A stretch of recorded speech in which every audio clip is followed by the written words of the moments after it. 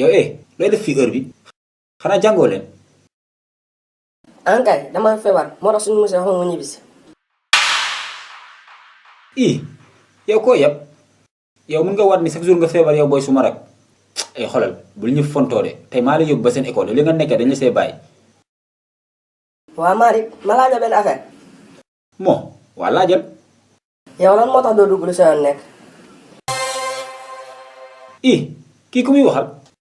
xoolal du ma sa morom ah. waaye noppi nga naa ma ay morom. gis nga soo génn samay affaire dinaa wax Ndeye Ndiaye am nga yeneen ñaari jël yu ñëw di la seet fii chaque jour. Saliou. waa dama dugal si biir pare naa ci. moo gën ci yow de.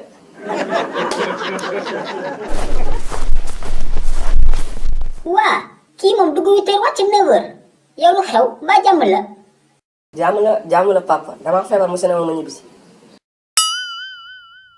waa Saliou yow moom seen monsieur lu ko dal wala moom maa yembele dëkk moom ëllëg bu ne ko dama feebar rek mu ne la demal ñibbi yow Saliou yow lan moo lay metti. waa papa dama feebar. xam naa ni danga feebar de dama ni ban feebar si boppam moo la dal laa bëgg a xam. bi yow lay waxal sa bopp bu ngand bi. papa sama biir bi mooy daw.